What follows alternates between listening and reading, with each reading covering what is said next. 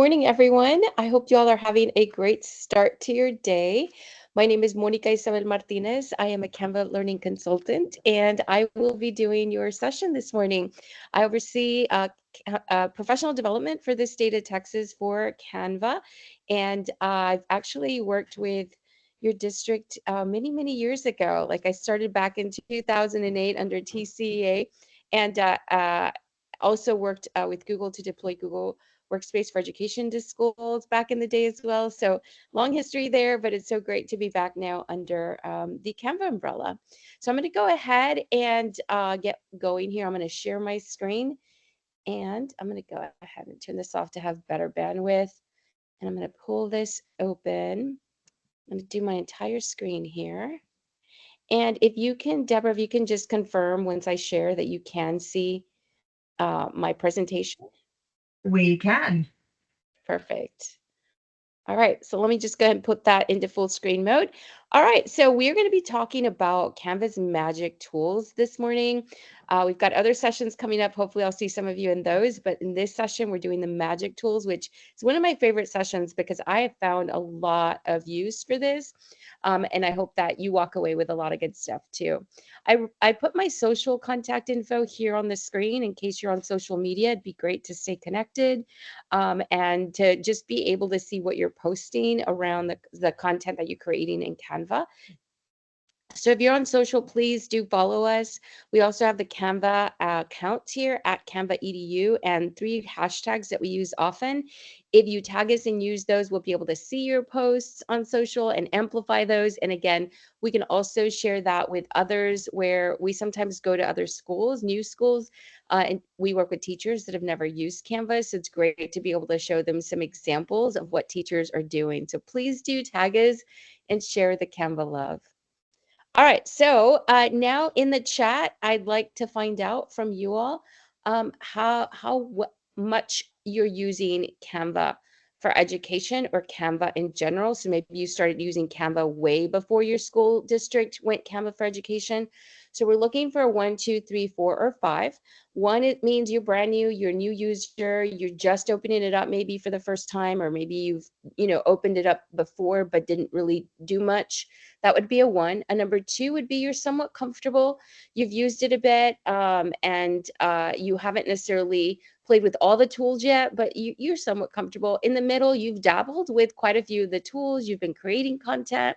Number 4, you're probably saying to yourself, Monica, I could do this session. I'll take over. It doesn't need to be daily, but you use it quite often. That would be a 4. And regardless of whether you're 1, 2, 3, or 4, if you've used it at some point with students, please indicate a 5 in addition to your 1, 2, 3, or 4, so that, and let me escape here and come back to our recording, so that I can get an idea of how you've been using it, whether it's just for you or also with students. So I'm going to stop sharing there for just a quick second. I'm going to come back to our chat and open that up. All right. Okay. So we've got a couple of folks that are showing higher numbers here, and then 1s and 2s, 3s in the middle. Okay, perfect. And I don't see any 5s yet, so no one yet using it with students. Okay, all right, perfect. Let's jump back in. Thanks for sharing that. Before I share my screen again, really quick in the chat, if you can let me know, what is your role at your district? What do you do? What do you teach? What grade level? Or maybe, you're all K-12 if you're like supporting everyone, or maybe you're a librarian. So in the chat, just go ahead and jot down. Um, Thank you, Monica, my tocaya, for kicking us off there. Excellent. Okay. 7th grade, 1st grade, high school, dual credit. Okay. All right. So far I'm seeing, I don't think I missed anyone, but so far I'm seeing everyone here is a classroom teacher.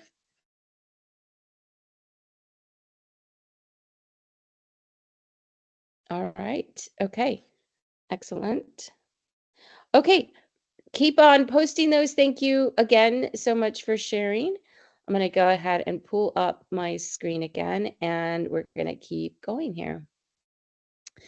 All right, so let me just review the agenda. We have a short time together today. in this particular session. But if you have your device, I know you're obviously connected now, but if you want to also open up canva.com or go to your Canva account so that you can try some of these things, you're definitely welcome to do that. If you have a secondary device, it definitely works much nicer because you can use that secondary device to do that. But if you don't, no worries, you can follow along on this screen. I'm going to be demoing everything that we're talking about, so you're going to see it in action here today. But again, if you want to try them out, definitely feel free to do that. So we're going to kick it off with a little bit about what's Canva for Education. We're going to highlight a little bit of the updates on the interface because that just changed last week. So even if you were a 3 or 4, you might see that some things are like, whoa, that's new, that's different. And that's again because Canva just rolled out a new interface for the home page, for your main dashboard, and then also for your editor. There's a couple of little things that have changed. And then we'll dive into AI and our magic tools. You don't have to wait till the end to ask questions. You can certainly surface those as we move along. And Deborah, if you want to come off mute to let me know if we've got questions lingering in there, I'll definitely pause to answer those as we move. All right, so let's start with what is Canva for Education. So Canva's education account gives you more possibilities, and that you're going to have access to do way more things than if you were just on a regular Canva account. Plus all of the pro features that you get, including all the magic stuff we're going to look at today, is 100% free of charge, as opposed to under a personal account where you would have to upgrade to a pro account and you have to pay for that to be able to access all of these pro features. In addition to that, we're going to be looking at the translation tool today. And in the translations, you get up to 500 translations every 30 days, and then it resets, and you get another 500, and then another 500. So it's pretty much unlimited with your Canva for Education account versus a personal account. You get 50 translations for the duration and the life of that account. Huge difference. So definitely make sure you're under your Canva for Education account, and I'll show you where to toggle to make sure that you're selecting that correct account. Inside of Canva, you're going to find that there is an all-in-one visual communication suite of applications. So we've got docs, whiteboards, presentations, video, websites, all kinds of amazing tools that go beyond just creating the banner, the poster, or the flyer. Like, we can create all kinds of amazing things and leverage these tools, especially with our magic features. And today we're going to jump into some docs, some presentations. So we're going to dabble a little bit in that. And we're going to see some video stuff too. So we're going to play around with a few different things. And so if you're fairly new, you're going to get a little sprinkling of all of it. And if you're not fairly new necessarily, if you're new to the magic tools, you're definitely going to get a sprinkling of those things too. Now, we often get the question, why is Canva for Education free, or is it truly free? Am I at some point going to see a charge? Absolutely not. It is 100% free of charge. And it is free because we believe that education is a human right and that everyone should have access to all these amazing tools to be able to create, collaborate, work with other colleagues, and to be able to use these tools to communicate with the world, and also within the stuff that you're doing in your classroom. And we know that as you're working on this stuff, you're going to put to practice a lot of amazing skills. So your students are going to walk away with all of these 21st century skills that we've been talking about for so long, and those are going to definitely transcend the K-12 space. All right, so let's dive into our approach to AI. So when Canva released its AI features, we thought of it as a way in which we could collaborate with the creator. It wasn't about let's just take over. AI is not necessarily about, oh, we're just gonna, AI is just gonna do it all for you or create new content and so forth just without your input. It's about being a collaborative partner in that creative process. So let's take a peek at some of the stuff here. And let me just check, Deborah, can you confirm? I'm just going to escape here. I did share fully, but hang on really quick. I want to make sure our audio is good to go. Yep. Okay. Let me do this.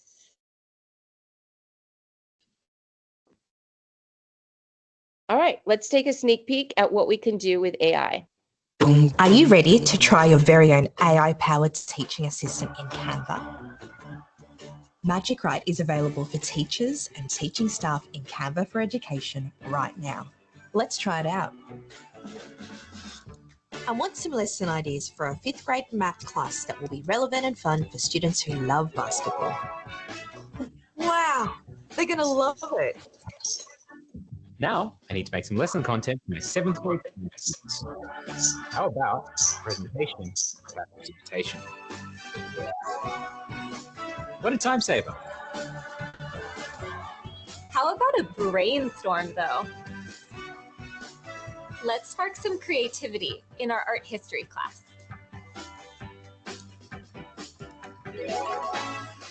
Nice. Create easy, medium and hard activities to teach 2nd graders about the solar system. Give me 10 story starter ideas for a grade 12 English class. Adapt this text so my 3rd graders can understand it. Create 3 math problems for grade 8 geometry students. Design a low-budget science activity for 6th graders. Whoa! The possibilities are endless. Try Magic Write and Canva for Education today.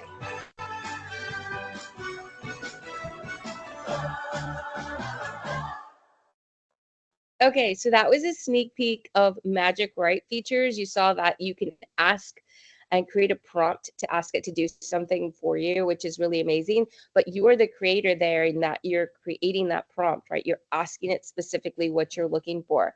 So earlier when I was asking what you do in your roles, you're going to put on that hat when we jump into Magic Write and start thinking about what you might ask it for and how you're going to ask it to actually create what you're looking for. So in again, just to reiterate, the approach here was the idea that we were going to collaboratively work together to be able to create content. Perhaps it's new content, or perhaps you're looking at an older lesson that you maybe want to bring back to life a little bit and maybe change up some of the activities for an existing lesson. Or maybe there's something new you want to bring to the table as part of the unit that you're teaching, maybe a new lesson or new ideas, things like that. And so you're really the one driving the creation, and you're asking the system to create something based off of the knowledge that you have in your specific area, which I think is really great because the machine can't do anything without the person who's actually writing the prompt, right? So again, it's all about being a partner in creating this content. And it's also about the fact that within your AI features and tools in Magic inside of Canva, it's amazing that, you know, you're able to stay within this sort of protected space, and anything you're asking it to create, for example, you're going to see one of our AI generator for photos. You can't infringe on copyright. Like if you're asking it to do something, like I'm a big fan of like Frida Kahlo, for example, I can't ask it to actually generate something with Frida Kahlo because that would be infringing on copyright because she's still copyrighted. And so it can only be things that are in the public domain. So your students, if they're using these tools, they're going to also be protected under the policies that we have that don't allow you to infringe on those copyrights. All right, so let's go ahead now and jump in to some of these tools. We're going to look at not just Magic Write. That's definitely one of my favorites, but we're going to look at more than just that. We're going to kick this off with a little bit on how you can ask the system to actually create a presentation for you. So inside of Canva for Education, you're going to find that we have nearly 700,000 templates to pick from.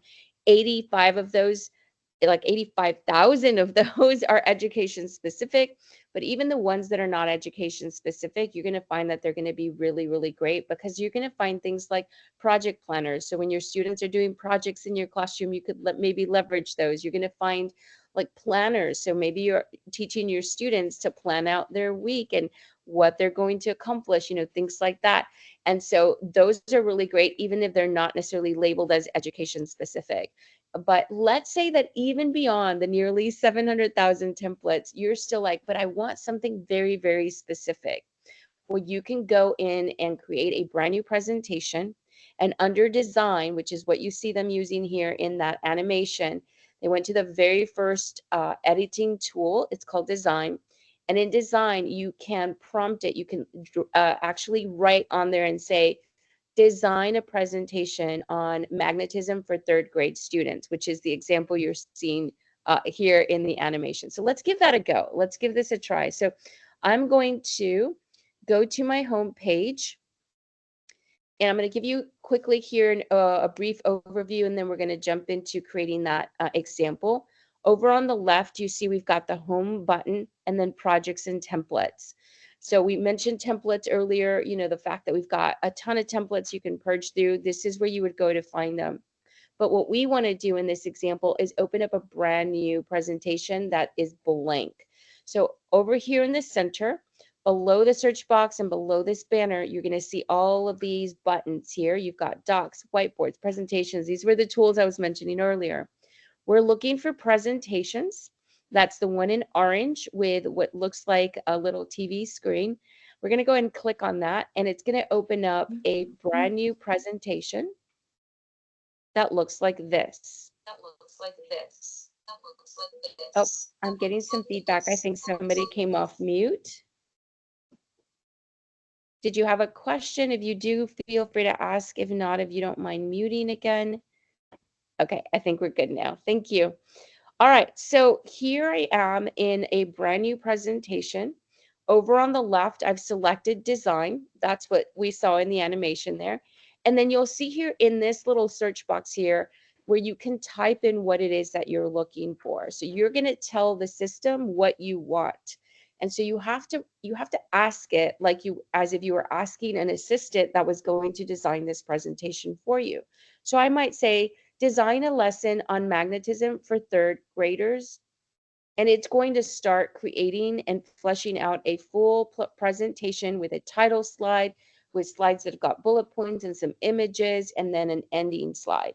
You'll also notice that it's instantly provided some templates down here at the bottom, because again, from those nearly 700,000, there are lots of templates in there that already exist. And sure enough, there are some on magnetism already. And so I can actually leverage those and use those. So looks like there's some good ones in here on that. But I'm going to go ahead and wait and see the results that it's giving me. So it looks like it's done. I'm going to click on see all. And you can see I've got quite a few in here on magnetism. And so by simply leaving your mouse right over that thumbnail, you can see it starts to cycle through the different slides. So you can actually see, oh, like this is what's in this slide. And then you can go to another one, leave your mouse, and it starts to cycle through. I'm going to go ahead and just select the first one in the interest of time here. It lets me see them here in this view. I can select only one or two of them or three of whichever ones I want. I can select and it'll drop it in. Or I could say, I like all 7 pages. Let's use the entire slide deck here that you've generated for me. So here it is. And then I can come through and start to look at it and decide, oh, like I really like this, but I don't like this. So you can always come in here and make changes to the text, to the images, to the headers, to absolutely everything. You can even come in here and add a new page. I'm hovering my mouse over slides 1 and 2, and it lets me add a page so that I can go back to design and then take a look at, I'm going back here and I'm seeing that, you know, it gave me some other presentations where I'm like, oh, wow, like this is really cool. Like I really want to include this and this in this presentation. I can click on the plus there, and it now added that slide from a different presentation it created for me here. So that's a really good one. And then maybe I come down here somewhere, add a new page, and I'm going to go back to design. And perhaps I find another slide that I'm like, this is a really good one. I click that one and bring that one in. I can also, let me go back out and then back out of Magic Media and instead come down to some of these templates, because maybe there's some good stuff. Like I see that they've got some review quizzes, things like that for magnets or on the topic of magnetism. So maybe I want to use some of those. Like here, it looks like there's some sort of challenge. So you can go into these and then bring in some of the items from there as well. So you're able to continue to customize after you've asked it for the item that you wanted. All right, so that is how you can tell it to create something for you that's very specific to your area, something from scratch. Okay, now that we've got our lesson, so we ended up with, when I started to add more slides, we now ended up with 9 slides for this presentation. So now what I want to show you within the magic tools is how to convert this into a document. Think, for example, especially those of you working with older grade levels, being able to provide your students a document with all of your items that are a part of this lesson in bullet points or maybe in a summary.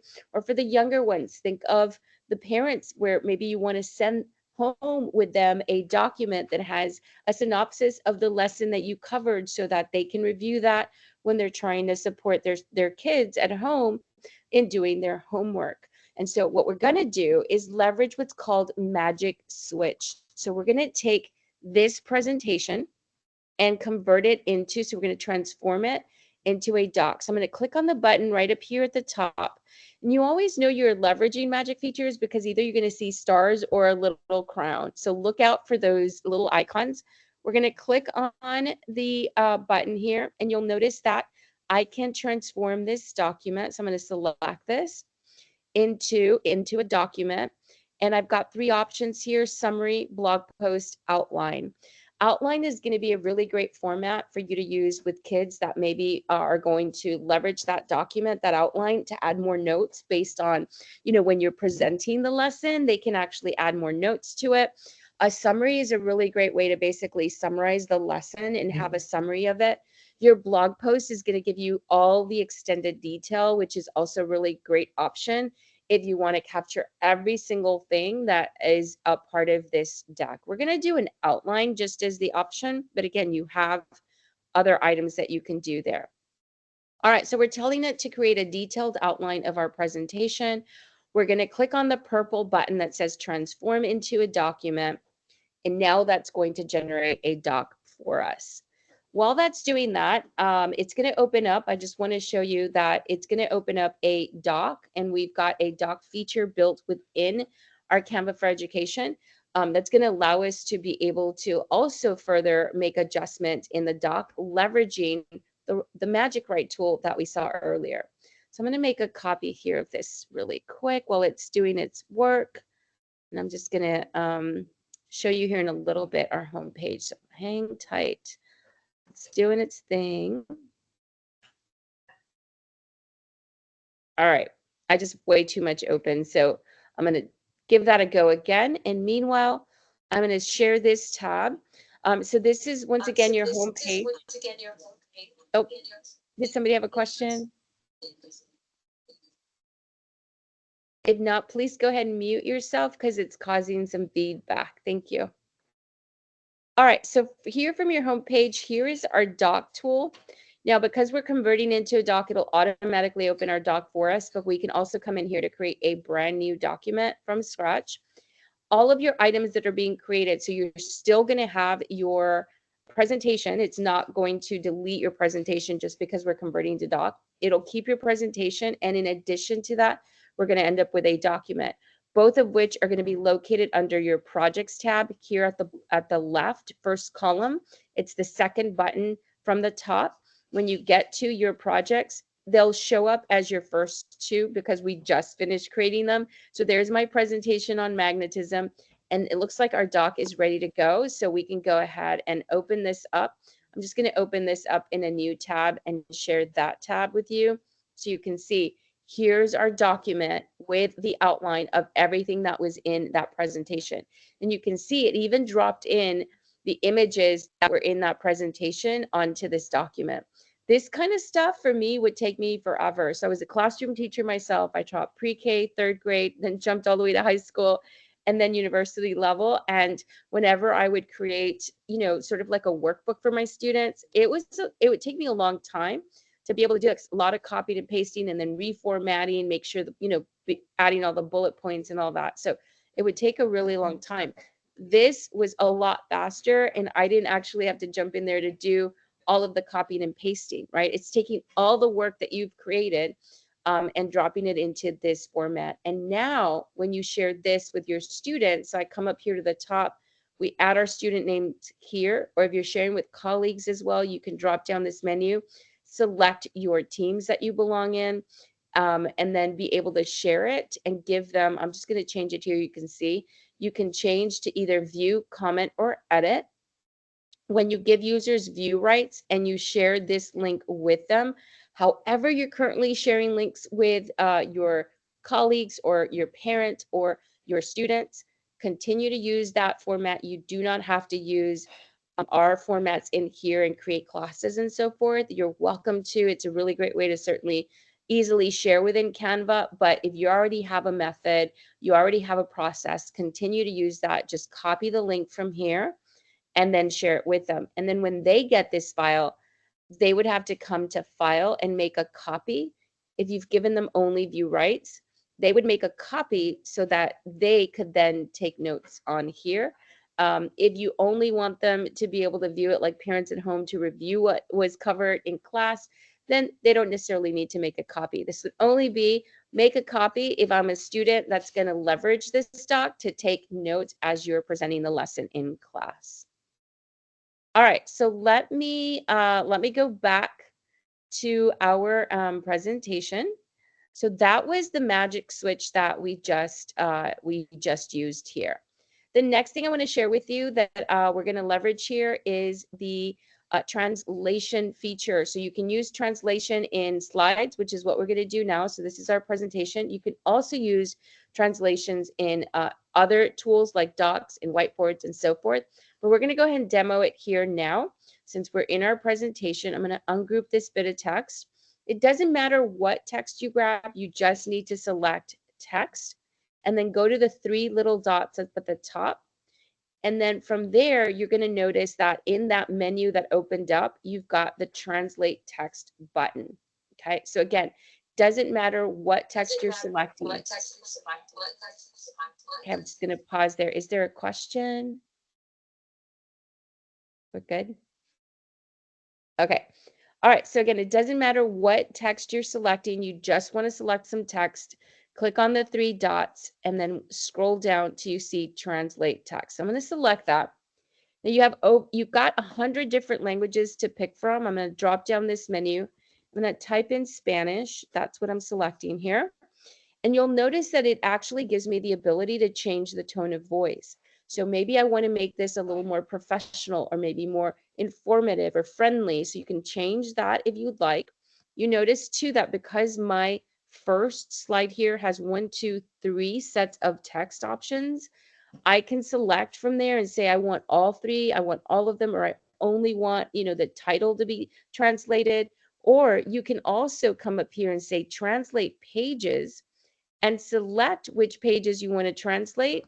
In our case, remember we have 9 slides. You could do only a couple, or you could say, I want the entire presentation to be translated. So you can select all pages and then click on done. And then before we click translate up at the top, we're going to go to settings. So a couple of quick things. If you've ever done a translation into another language, like from English to Spanish, I do these quite often and it takes me a really long time. I really like these features because it really helps me get a head start on not starting things from scratch. But if you've ever done this, it takes a long time. And you'll also notice that in addition to that, sometimes let's say the word magnet magic might be 2 words in English, but maybe it's 3 or 4 words in Spanish. And so what tends to sometimes happen is that our text overlays into other text and everything's layered on top of each other. And then you have to go back through your content and fix it and resize and do all kinds of stuff because everything gets messed up when it translates into another language. Well, you'll notice that first option has selected reduce font size to fit. What's going to happen here is that within the presentation, it's automatically going to adjust itself. If it does take 6 words to say something in Spanish that was only 2 words in English, it's going to adjust itself if you leave this checked. The second option is to duplicate your pages. So that page 1 is in English and page 2 is the same thing that's in page 1, but in Spanish. And then page 3 is in English. And again, page 4 is the same thing as page 3, but that also appears in Spanish. So you have them back to back, English, Spanish, English, Spanish.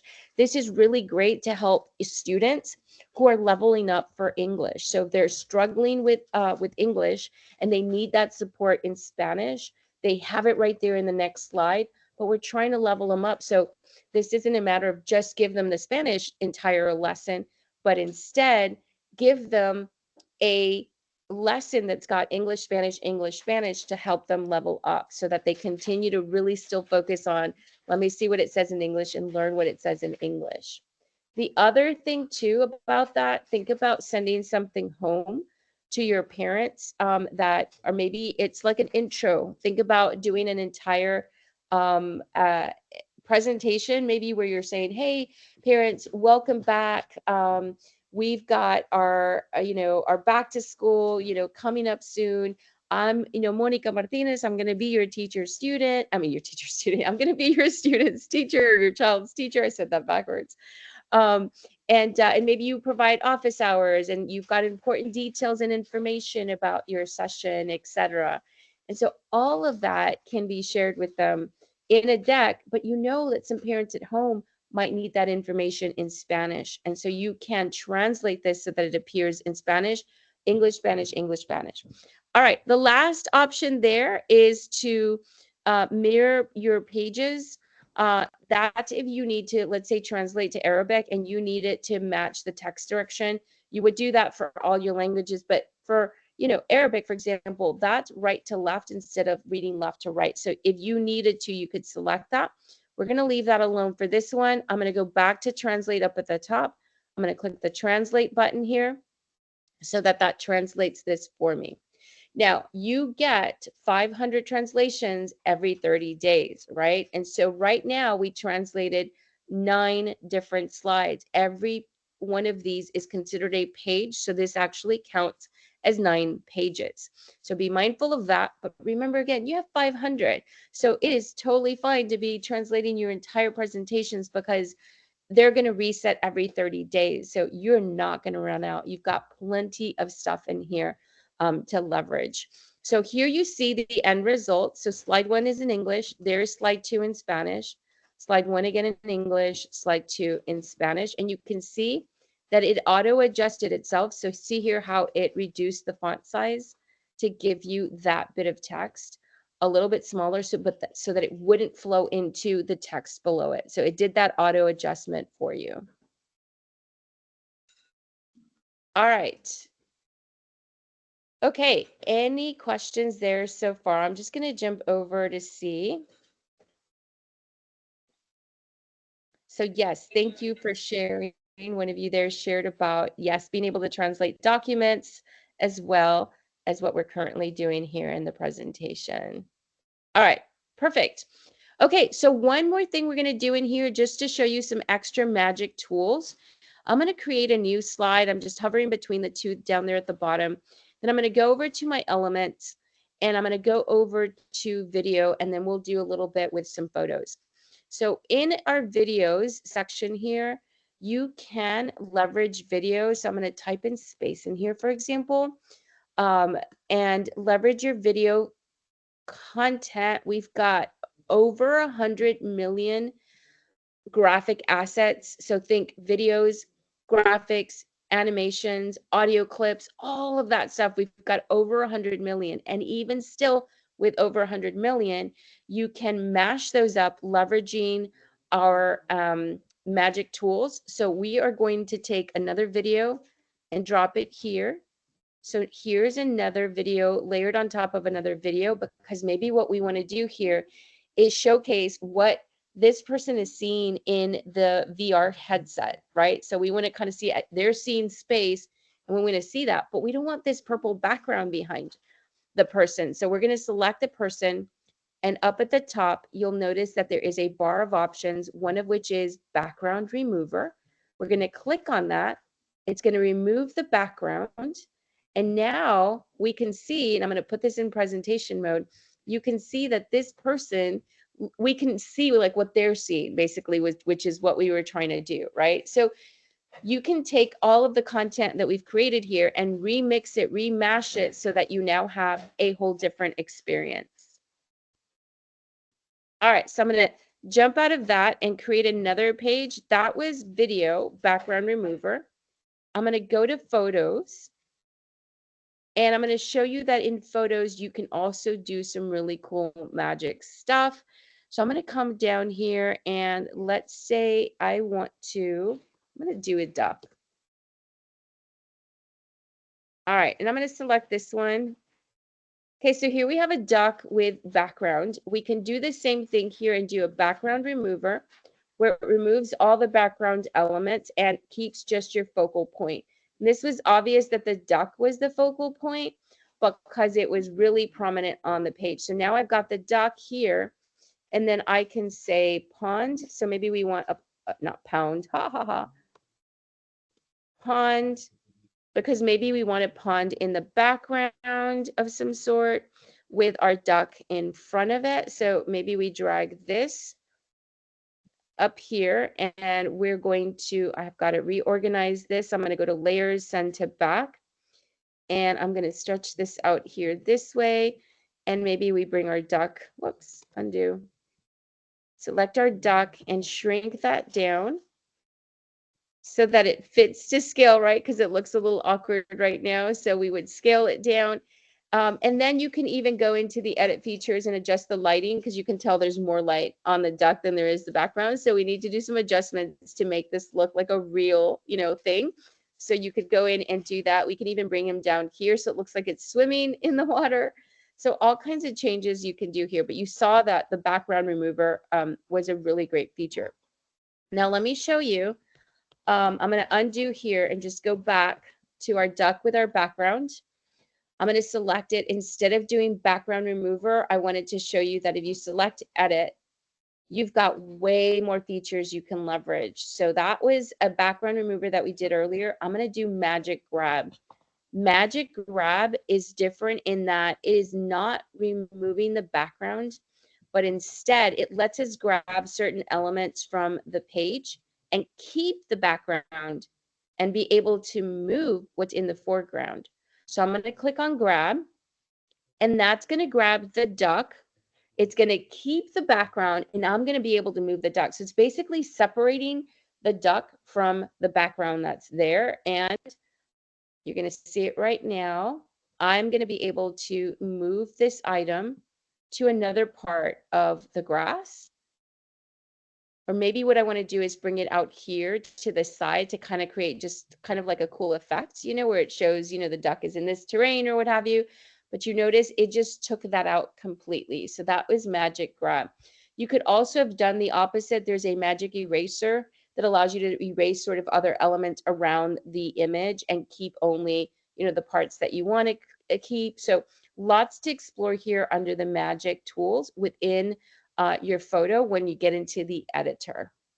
So a little bit of sort of a magic there, features for videos and photos that you can do, not just here in presentations, you can do it in other tools, but since we are already in here, I wanted to show you those features from here. I'm going to go ahead and pause here for just a quick second. I'm going to check the chat to see if there are any questions. Looks like we're still good. Again, feel free to drop them in the chat. I'll be checking periodically as we move along. Okay, so I'm going to jump back to our presentation. So that's what we took a look at quite a bit, but definitely saw that magic design feature that we started off with, and then took a look at how to create that using our tools there. I want to share with you this slide. And at the end here, you're going to get access to these tools to be able to, or to this presentation to be able to see this again at a slower pace. But I wanted to show you this slide here because it shows you the steps we just went through.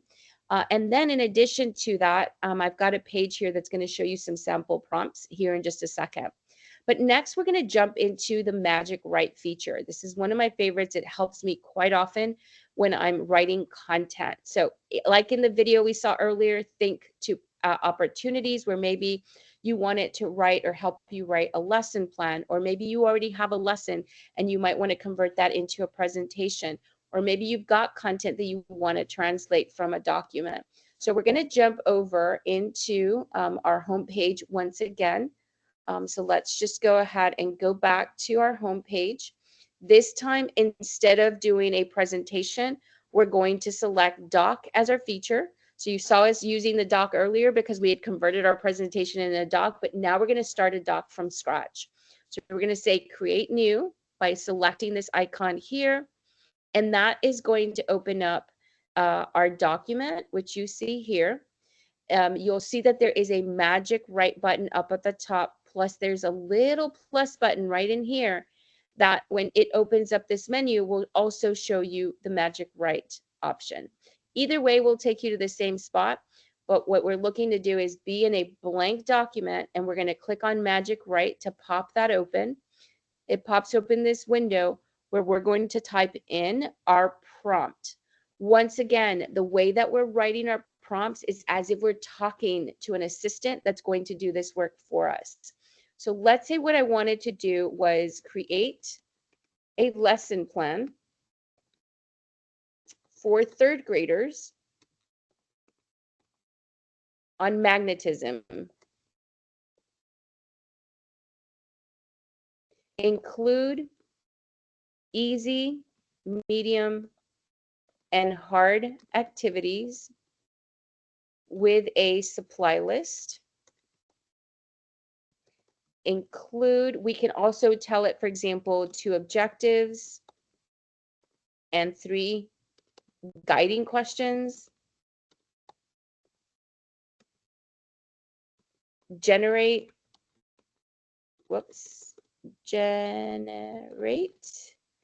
a quiz, let's say 5-question quiz, period. So a couple of things I want to point out here. So I said include easy, medium, and hard activities. So we're differentiating. So we've got activities for our students at different levels that they can complete. You could also, if you know a TEK that you want to address in this lesson, don't type in the TEK like letter and number, but instead go find that TEK. Just do a Google search for your TEK, and then find the description, and then copy and paste the description over and say, address the following skills or address the following objective, and then paste in that TEK, and it'll draft this out based off of that TEK. So it's a really great way to also make sure that you're meeting those needs, right, with the TEKs.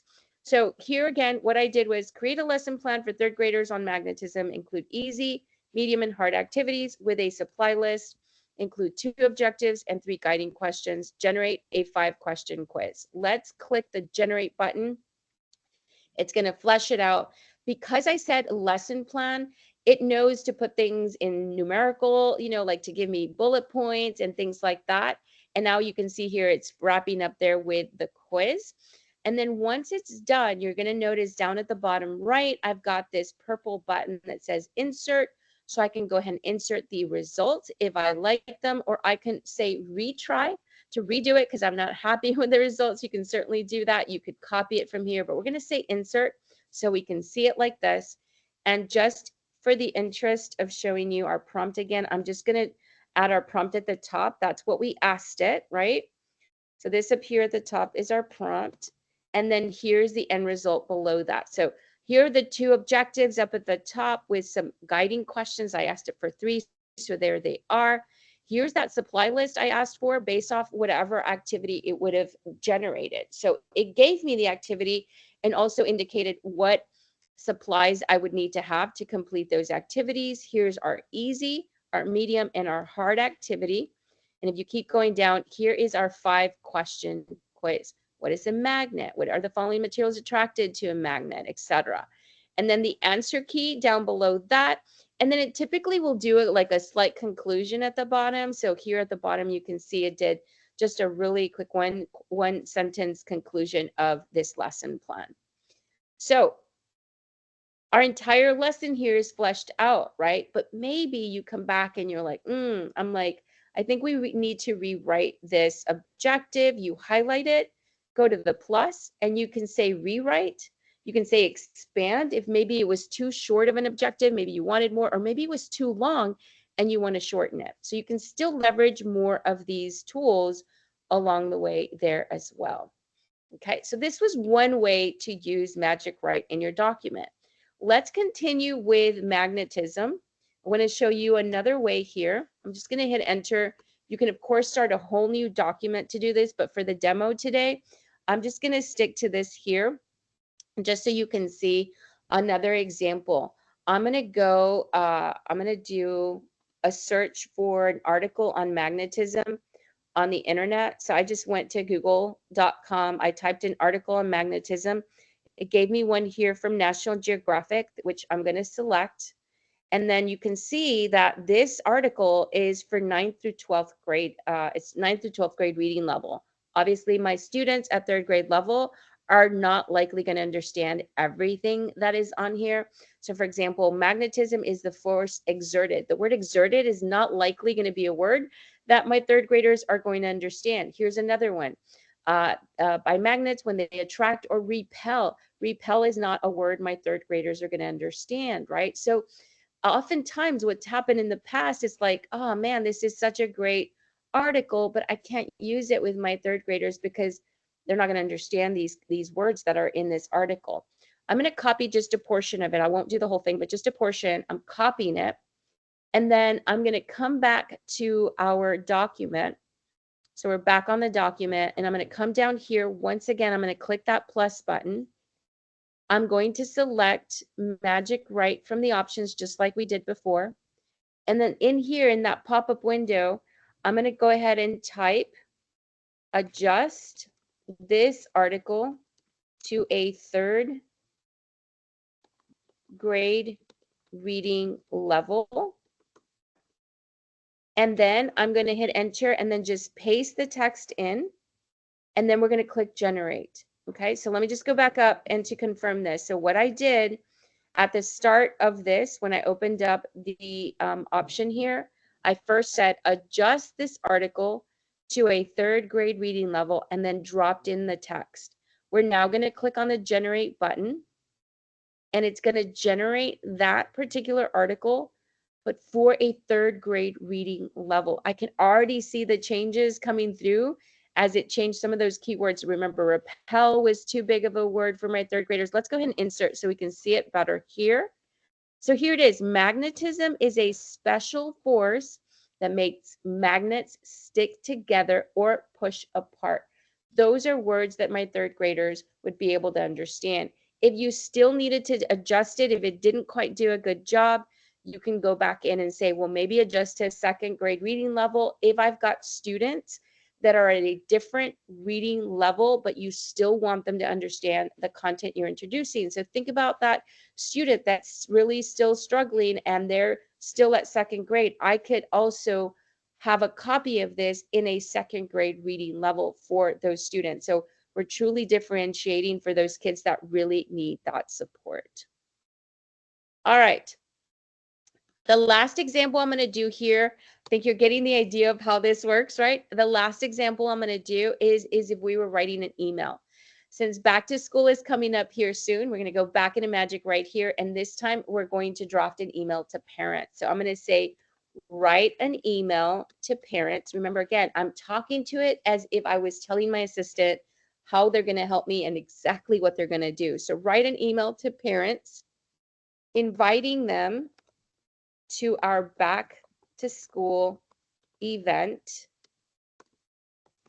to be held at, and I'm just going to totally make this up, PSJA elementary or middle school.